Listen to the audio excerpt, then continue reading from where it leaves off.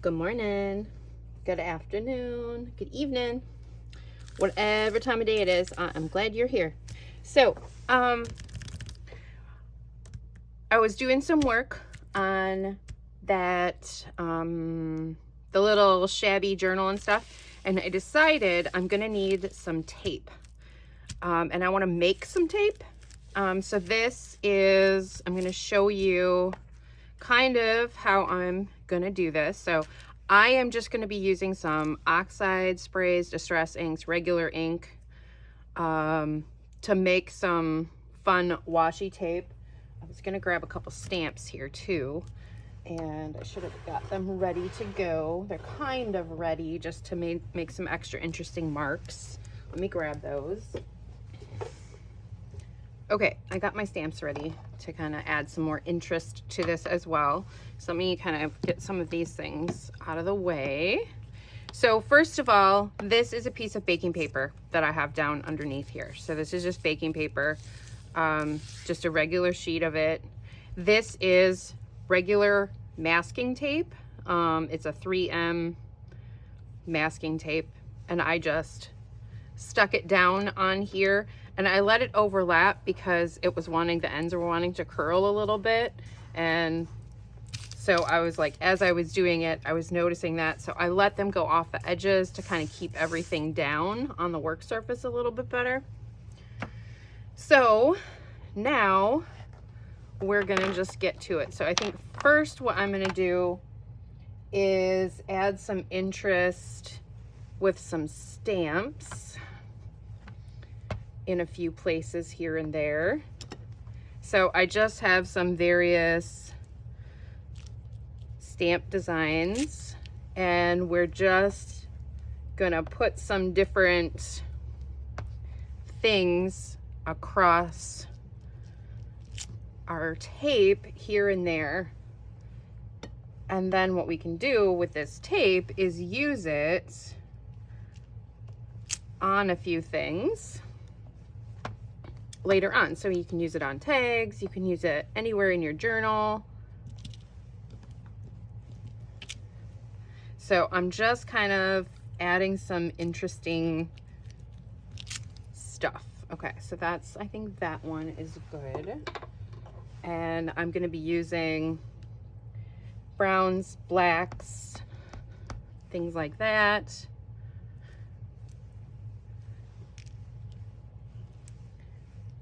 Not really worried about anything other than kind of making marks to kind of add some extra stuff here. So there's that. And how about, this is like some script. Don't know how, I'm not exactly sure how this will turn out. Every one of these that you make is going to be a little bit different, which I think is really cool, to kind of make your own, basically, washi tape. So I know there's lots of other people that make these in different ways. You can use lots of different things. You can use paint. You can use ink. You can use markers.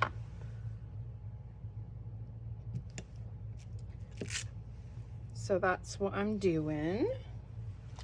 And now I want to get some good, like,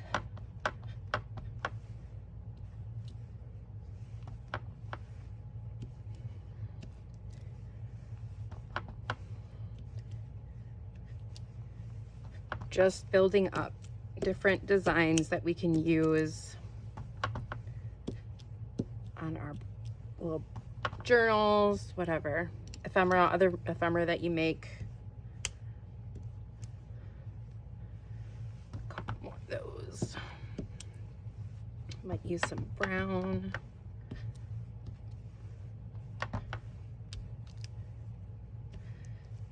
And then I have, so on my acrylic block, I have one type here, and then I put another type on that side.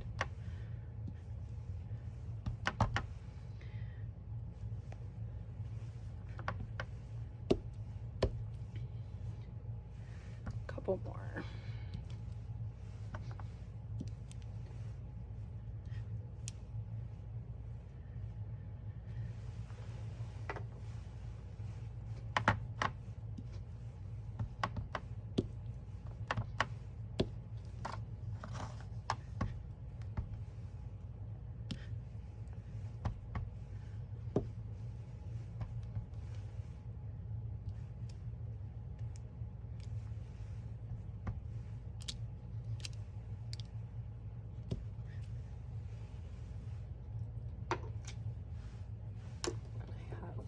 this one that I really like.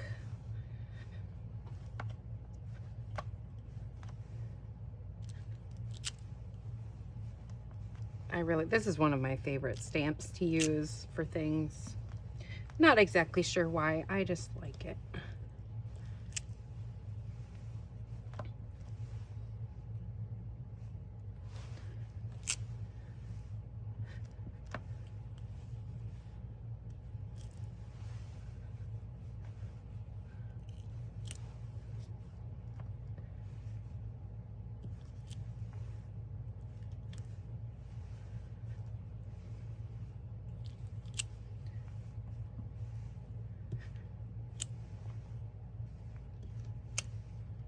Okay. I think that is pretty good. I think we're going to go with that for now. Now, let's go ahead and I'm just going to take a little distress and do some like smearies and smudges. So this is just a black soot, little distress ink pad.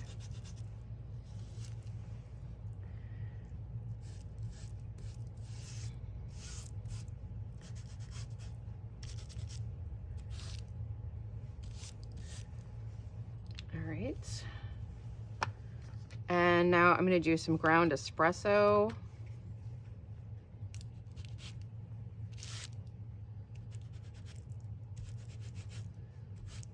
And yeah, I'm just rubbing it on here. Everybody does these different. And then what you can do is you can just store it on the baking sheet in like a file folder, or stick it in a book, or just leave it on your shelf or whatever. However you organize your stuff.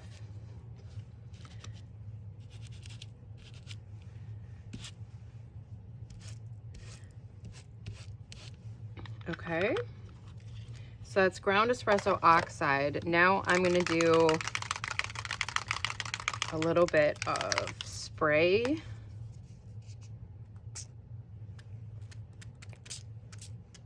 So this is aged mahogany. I wanted a slightly different tone in a few places. And now gathered twigs.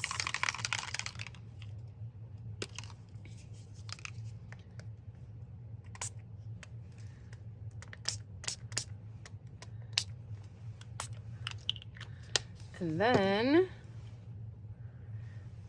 I have some other inks here too, which I'm going to dribble in some places. And then I'm going to hit this with a little water.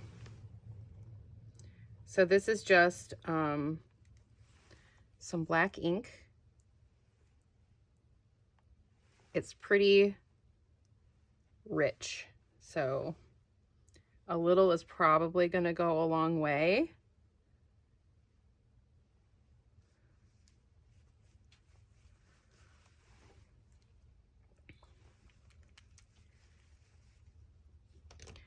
Like I said, there is very different ways to do these types of things. Use the stuff you have. And then this is a re-inker that I had. So I'm just going to put a couple. This is, I know it says black, but it's not, because as we know, not all blacks are black. And it is more of a deep blue. But I'm going to put a few drips here and there. I don't want a lot of it though.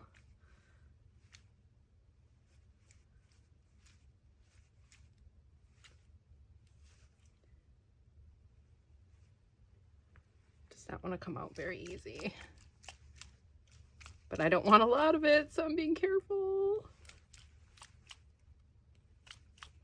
It's probably enough.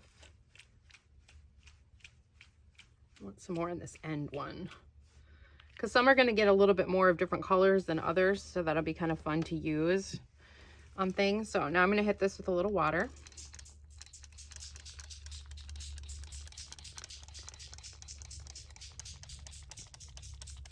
To kind of let things start kind of bleeding and getting a little fun. And then of course we'll have wonderful drying time, like always. Yay!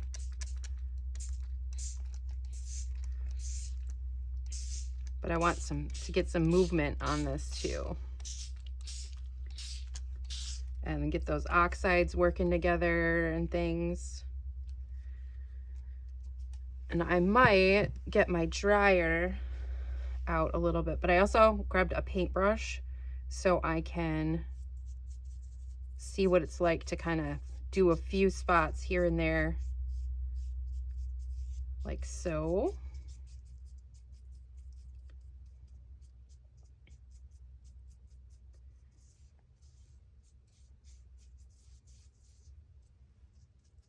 Trying to get all the way to the edge so I have like some different variations and things. Probably I'm going to take a paper towel as well and kind of blot this a little bit in a few spots, maybe not everywhere.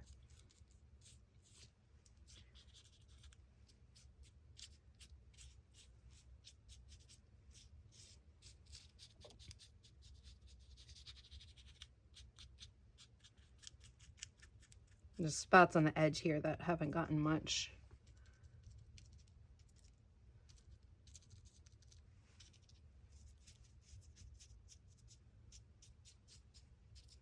Okay, I really like how this is looking. Probably not going to be everybody's style, but that's okay. Now let's go ahead and I'm just going to blot in a few spots just to see what it's going to look like if we do that, because it's going to remove a bit of that color and leave us with, oh yeah,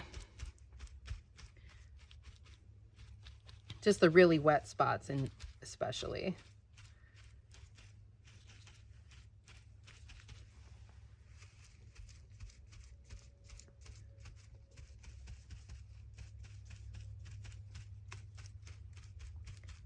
Okay, maybe I am gonna blot the whole thing.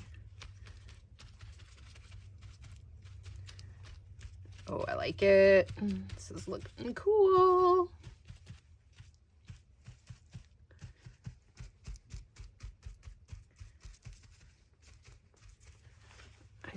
I want a little bit more.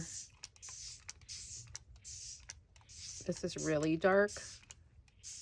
I want it to kind of blend a little bit better where some of that really dark is. So now I might actually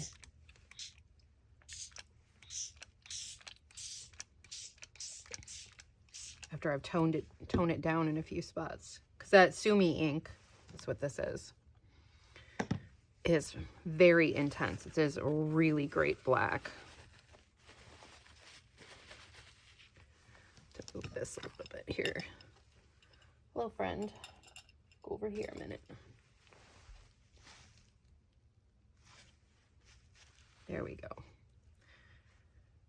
A little intense, but also like the rumpling that we're getting from the paper is kind of cool. So then what you can do these, if they have lost a little bit of their adhesion, they're sticky on the back, you can run them across your glue stick before you use them too. But quite often they're still quite sticky when you do this kind of a thing. I unfortunately don't have anything to show you that's been done because I've used it. So, because I like using it. So now what we're going to do is we're just going to wait for this to dry. I don't think I am going to use the heat gun because I don't want it to affect the adhesion on the tape. And also it's on this board, this rotary mat that I have, and these will warp if they get too much heat, which is why, I don't know if you guys have noticed, I do have a warp here. I've had this cutting mat for a really long time, but I was foolish and I wrecked my really good big cutting mat that I use for cutting fabric when I'm quilting and doing some other things, because I was trying to cure something and I had set up like a foot warmer on it, not realizing that it had heat on the bottom as well. So I put a huge warp in the bottom of that, and that is annoying. So I don't know what I'm gonna do, because it was a really, really big one, and I'm very irritated at myself for doing that. It was a terrible, terrible mistake that I did not think about. So when they say these things are heat sensitive, they 100% are, believe it. Yeah. Okay, so I'm going to leave it here for now. I will come back when this is dry and show you what it looks like and what we're going to do with it. So this is probably going to take a bit to dry.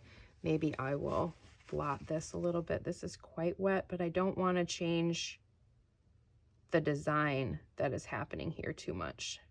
I'm just going to gently suck up some of the water that's over here. Or how wet it is. Yeah, I think that's good.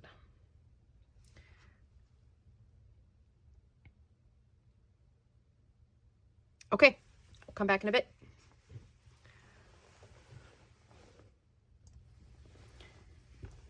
Okay, so we are all dry here. So I peeled it up just to see. So now you can see you can pull the tape off, and it is still pretty sticky on the back. So you could use this on tags, in your journals, on just about anything, masterboards, just wherever you normally are going to use a tape. Now you have something fun that you made yourself. And then I decided real quick that I would also make some using Scotch tape or like a clear tape. So I have two different kinds. I have this satin finish gift wrap, which is on this side. And then I have this, it's kind of like a frosted kind of look. So I thought I would give both of these a shot with some alcohol inks to see what we can do. And I guess, and I also have a little bit of alcohol. So I'm mostly doing that because it is going to be interesting. So I'm just going to dribble some on here and there to kind of, whoop, like so. See what we get. And then, oh, that's good. That's a good color.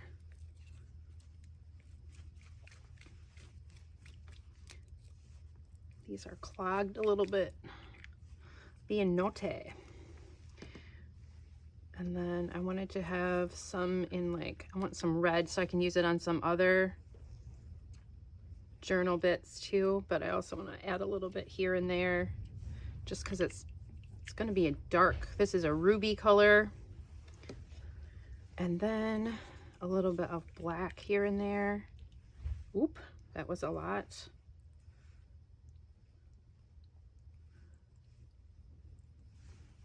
Then I have a brush and I have some alcohol spray, just some rubbing alcohol. So we'll see how this goes as well. So I'm just spritzing this on. Use in a well-ventilated area, away from any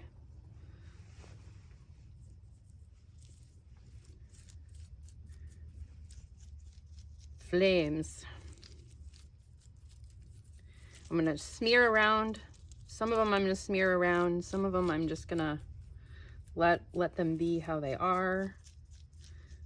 Some is kind of dribbled underneath in some places. Ooh, I like that. That kind of yellow and black happening there. Yeah, I kind of thought that might happen. That's okay. If they get unsticky, it's not a big deal. We can use them in other stuff. It's totally fine because we're using alcohol in this stuff. So if it doesn't work out, it doesn't work out. And if it's going to get weird, it's going to get weird. But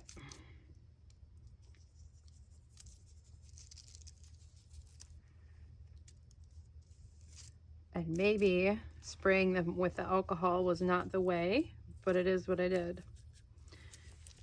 So they might have just gotten a little bit too much on that side, which is fine.